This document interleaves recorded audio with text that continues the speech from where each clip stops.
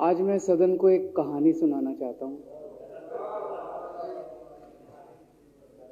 कहानी का शीर्षक है चौथी पास राजा।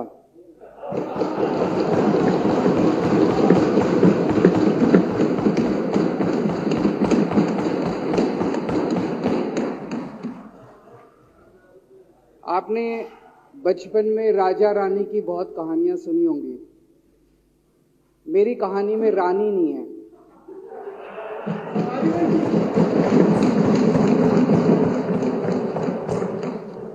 बस राजा है। ये एक ऐसे राजा की कहानी है अध्यक्ष महोदया, जो अनपढ़ था, चौथी पास था, बेहद अहंकारी था, बहुत अहंकार था, बहुत ज्यादा, और पैसे की इतनी हवस थी, इतना भ्रष्टाचारी था, इतना भ्रष्टाचारी राजा था। ये एक महान देश की कहानी है। एक बहुत महान देश था, कई हजार साल पुराना देश। उस देश में एक गांव में एक बहुत गरीब परिवार में एक बच्चे का जन्म हुआ। जब बच्चे का जन्म हुआ तो ज्योतिषी ने कहा, गांव में ज्योतिषी होते हैं, आते हैं, वो पतरी बनाते हैं। ज्योतिषी ने कहा, माई तेरा लड़का बड़ा होके बहुत बड़ा सम्राट बनेगा। माई को यकीन नहीं हुआ, मेरा इतने गरीब हूं मैं, कहां से मेरा बेटा सम्राट बनेगा। तो उसने कहा, नहीं, तेरे बेटे के ग्रह बताते हैं तेरा बेटा बहुत बड़ा सम्राट बनेगा। बेटा धीरे धीरे बड़ा होने लगा। स्कूल, गांव का ही स्कूल था, स्कूल जाता था। उसका पढ़ने वढ़ने में मन नहीं लगता था। तो चौथी के बाद उसने किसी तरह से चौथी करी। चौथी के बाद उसने स्कूल छोड़ दिया। गांव के पास एक रेलवे स्टेशन था।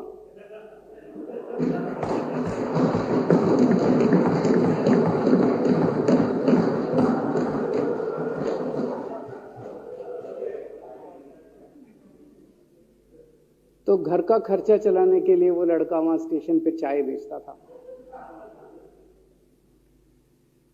लड़के को भाषण देने का बड़ा शौक था।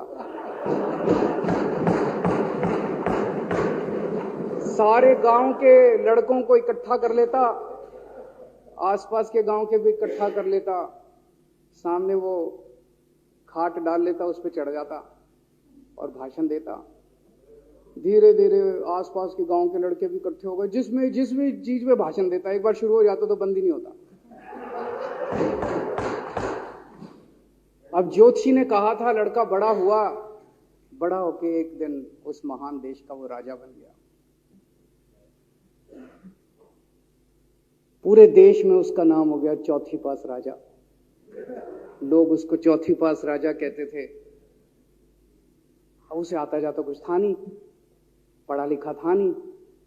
अफसर आते, कुछ अंग्रेजी में चपर चपर करते, उसको समझ नहीं आता। अफसर जो मर्जी उससे साइन करा के ले जाते, जो मर्जी उससे साइन करा के ले जाते। अब वो कुछ पूछे अफसरों से तो उसे भी शर्म आती थी कि मैं पूछूंगा तो उनको लगेगा अनपढ़ आदमी है, पता चल जाएगा। तो उसके भी दिल में ये रहता था, यार मैं पूछूं ना पूछूं। पता नहीं किस किस चीज पे उसने चौथी पास राजा ने साइन कर दिए। फिर धीरे धीरे राजा को ये बुरा लगने लगा, यार ये मेरे को चौथी पास कहते हैं। तो उसने एक फर्जी डिग्री बनवा ली। कहीं से फर्जी डिग्री बना के ले आया, एमए की। बोला मैं एमए हूं। तो लोगों को लगा, यार ये तो ठीक नहीं है, ये तो फर्जी डिग्री हम बना के ले आया हमारा राजा। तो लोगों ने आरटीआई डाली। जो आरटीआई डालता उस पर 25,000 रुपये जुर्माना।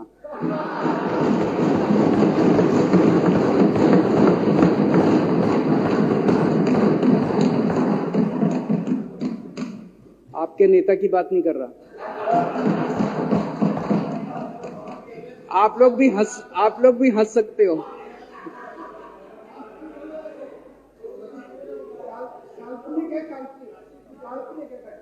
तो तो जो आरटीआई डाले उसको 25,000 रुपए का जुर्माना, जो आरटीआई डाले उसको 25,000 रुपए का जुर्माना।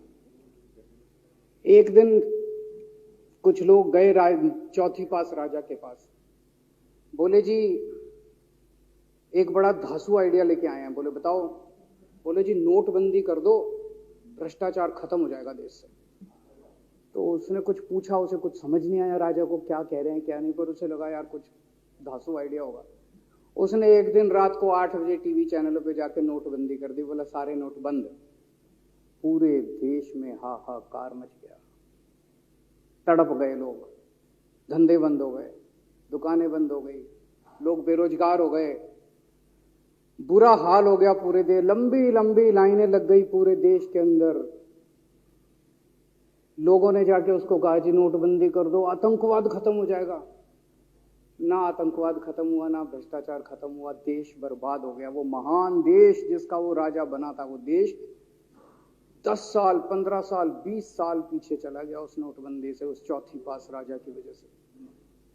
एक दिन कुछ लोग गए उस राजा के पास, बोले जी खेती खूब बड़ी हो जाएगी, ये किसानों के कानून पास कर दो। अब उसको कुछ अकल नहीं थी राजा को, अनपढ़ राजा था। उसने साइन कर दिए, 3 काले कानून पास हो गए किसानों के। पूरे देश के किसान सड़कों पे, जगह जगह मोर्चे, 750 किसानों की मौत हो गई 1 साल के अंदर। अंत में राजा को वो कानून वापस लेने पड़े। धीरे धीरे देश की समस्याएं बढ़ती गई, क्योंकि राजा ऐरे गहरे। इससे पहले एक और राजा आया था, मोहम्मद बिन तुगलक, वो भी ऐसे ही करता था। कभी उसने देश की राजधानी बदल दी, कभी बोला मैं चमड़े के सिक्के बनाऊंगा। उसी तरह से ये था अनपढ़ राजा, कुछ भी कर देता था। अब राजा को एक दिन लगा यार मैं तो राजा बन गया, पता नहीं कितने दिन रहूंगा। तो उसकी गरीबी में जो जीवन उसने जिया था, उसे लगा यार पैसे तो कमाने चाहिए। पैसे कैसे कमाऊं? पैसे कमाऊंगा तो जनता में छवि खराब होगी। तो उसने अपने एक दोस्त को बुलाया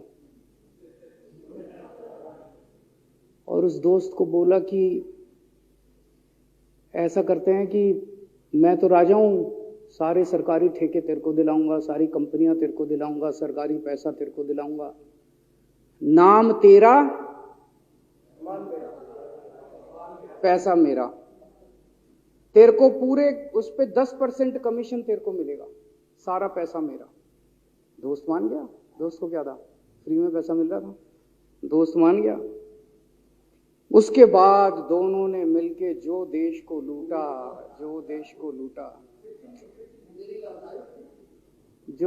लूटा।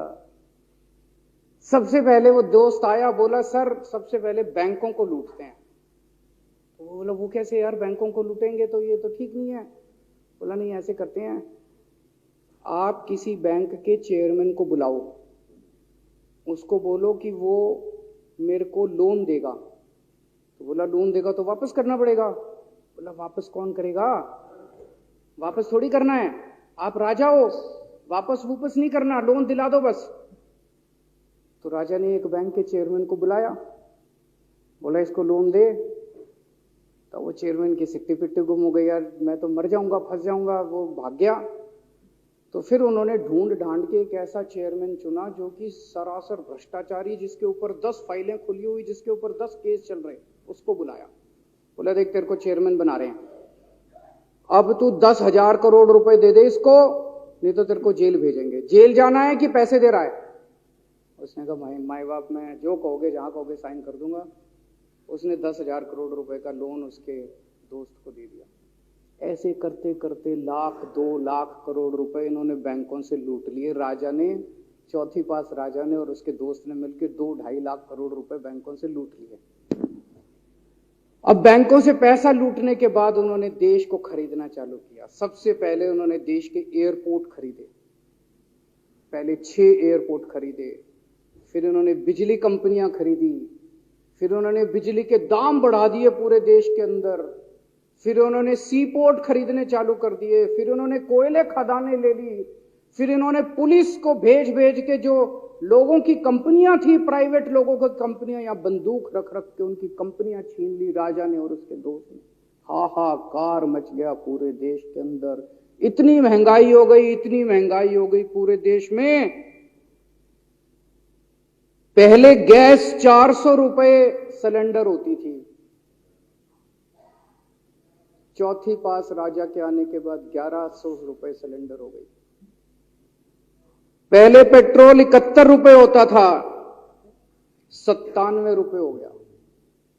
पहले डीजल 57 रुपए होता था, 90 रुपए लीटर हो गया। जब पेट्रोल के दाम बढ़ गए, डीजल के दाम बढ़ गए, तो सारी चीजों के दाम बढ़ गए देश के अंदर। हाहाकार मच गया। सब चीजों पे इसने और इसके दोस्त ने कब्जा। दूध पहले 46 रुपए होता था, 66 रुपए लीटर हो गया। बच्चों को माएं दूध पिलाने लायक नहीं बची, घरों के अंदर छोटे छोटे बच्चों के दूध छीन लिए इसने राजा ने। सरसों का तेल 90 रुपए लीटर होता था, 214 रुपए हो। बताओ, धीरे धीरे पूरे देश में हाहाकार मच गया। लोग अब राजा के खिलाफ आवाज उठाने लगे, लोग उसके खिलाफ बोलने लगे। तो राजा ने कह दिया, जो मेरे खिलाफ बोलेगा पकड़ के जेल में डालो। एक के बाद एक राजा ने लोगों को पकड़ पकड़ के जेल में डालना शुरू कर दिया। किसी ने राजा का कार्टून बना लिया, उसको भी जेल में डाल दिया। किसी ने राजा का नाम गलत ले दिया, उसको भी जेल में डाल दिया। किसी टीवी चैनल वाले ने राजा के खिलाफ लिख दिया, उसको भी पकड़ के जेल में डाल दिया। किसी जज ने राजा के खिलाफ कोई ऑर्डर कर दिया, उसको भी पकड़ के जेल में डाल दिया। ना जजों को छोड़ा, ना पत्रकारों को छोड़ा, ना मीडिया को छोड़ा, ना व्यापारियों को छोड़ा, ना उद्योगपतियों को, किसी को नहीं छोड़ा। राजा ने पकड़ पकड़ के उसने चौथी पास राजा ने सबको जेल में डालना चालू कर दिया। एक महान देश कहां से कहां पहुंच गया। उसी देश के अंदर एक छोटा सा राज्य था, उस राज्य का एक मुख्यमंत्री था।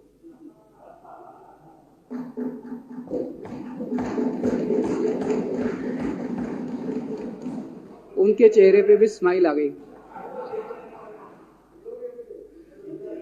उनके चेहरे पे भी उम्मीद की किरण छा गई।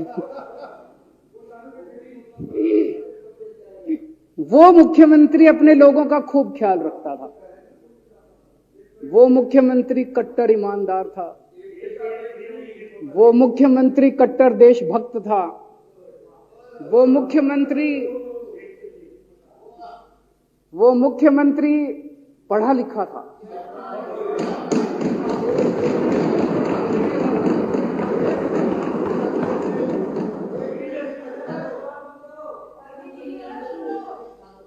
उस मुख्यमंत्री ने अपने लोगों को महंगाई से छुटकारा दिलाने के लिए बिजली मुफ्त कर दी।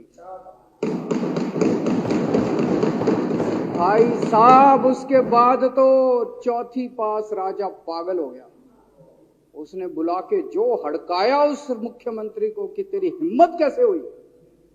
उसे लगा राजा ने तो सारी बिजली कंपनियों पे कब्जा कर रखा था। उसे लगा अगर ये बिजली मुफ्त करने लग गया तो बाकी देश में तो मेरा बेड़ा गर्क, मेरी बिजली कंपनियां लुट जाएंगी, ऐसे कैसे चलेगा। उसने उसको कहा, खबरदार, तूने बिजली मुफ्त की। मुख्यमंत्री नहीं माना।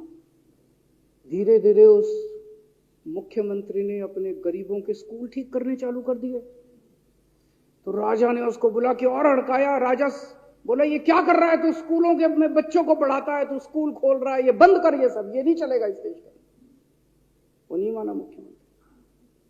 फिर उसने मुख्यमंत्री ने सबके इलाज मुफ्त कर दिया, सबके लिए शानदार मोहल्ला क्लिनिक खोल दिए, इलाज मुफ्त कर दिया। राजा तो बिल्कुल ही पागल हो गया। धीरे धीरे जनता को पता चला कि राजा कैसा है। एक दिन लोगों ने उस राजा को उखाड़ के फेंक दिया।